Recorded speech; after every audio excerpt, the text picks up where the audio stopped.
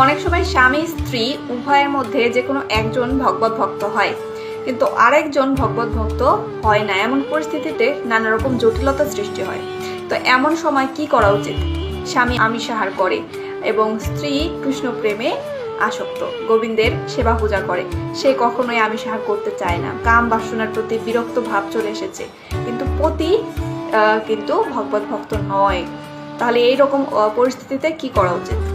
তো এই ক্ষেত্রে যেটা করা যায় সেটা হচ্ছে অনাসক্ত থাকতে হবে। কাজ কিন্তু আসক্ত হয়েও করা যায়, অনাসক্ত হয়েও করা যায়। অনাসক্ত বলতে বোঝায় যে যেটুকু কর্তব্য কর্ম করতেই হবে সেটুকু আমরা সবাই সম্পাদন করব। যেমন স্বামী যদি আমিষ আহার করে তাহলে পতির নির্দেশ অনুসারে স্ত্রী কিন্তু চাইলেই আমিষ আহার রান্না করতে পারে, এতে তার কোনো পাপ হবে না, পাপের ভাগীদার সম্পূর্ণভাবে কিন্তু পতি হবে। কেননা পত্নী হচ্ছে স্বামীর অর্ধাঙ্গ। তো স্বামী যেহেতু নির্দেশ করেছে, পত্নী কিন্তু সেই নির্দেশটা ফেলতে পারে না, তো তাকে সেই নির্দেশ পালন করতে হচ্ছে। কিন্তু যেহেতু নির্দেশটা প্রাপ্ত হয়েছে পতির কাছ থেকে, কাজে তার কোনো রকমের পাপ লাগবে না। এখন এই সময় অনেকে প্রশ্ন করে যে আমরা তো জানি যে যেই ব্যক্তি পশু হত্যা করছে, তা বহন করে নিয়ে আসছে, রন্ধন করছে এবং পরিবেশন করছে, তারা সমানভাবে দোষী। তাহলে এই ক্ষেত্রে ওই নিয়মটি কি প্রযোজ্য নয়? না, এক্ষেত্রে ওই নিয়মটি প্রযোজ্য নয়। আমরা জানি সব নিয়মেরই কিন্তু একটা না একটা ব্যতিক্রম থাকে।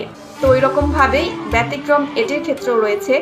যেহেতু স্বামী স্ত্রীর অর্ধাঙ্গ, একই রকম স্ত্রীও স্বামীর অর্ধাঙ্গ, তাই স্বামীর নির্দেশ অনুসারে যখন স্ত্রী কোনো কার্য সম্পাদন করছে তখন কিন্তু তার আর কোনো পাপ হচ্ছে না। তো এই কারণেই স্বামী স্ত্রী দুজনের মধ্যে যদি একজন ভগবত ভক্ত হয় তখন চেষ্টা করা উচিত আর একজনকেও ভগবত ভক্তি মার্গে নিয়ে আসার। যদি সম্ভব হয় তাহলে তো এলো, আর যদি না আসে তাহলে নিজের চেষ্টায় ভগবত ভক্তিটা নিজেকে চালিয়ে যেতে হবে। আর মনে রাখবেন, যেহেতু স্বামী স্ত্রীর অর্ধাঙ্গ, তো স্বামীর যতটুকু পূর্ণ হচ্ছে তার অর্ধেক কিন্তু স্ত্রী পেয়ে যাচ্ছে। কিন্তু স্বামীর নির্দেশে স্ত্রী যখন কোনো একটা অন্যায় কার্য করছে, তার সম্পূর্ণ দায়টা বা পাপটা কিন্তু স্বামীর মাথায় গিয়ে পড়ছে। বিধান কিন্তু এমনটি বলে। তো এরকম ভাবে হরে কৃষ্ণ মহামন্ত্র জপ করতে থাকুন। অবশ্যই গোবিন্দ আপনার জন্য একটি প্রতিকূল পরিবেশ তৈরি করবে, যেখানে আপনার ভগবত ভক্তিতে কোনো রকম বাধা আর আসবে না। সবাই ভালো থাকবে।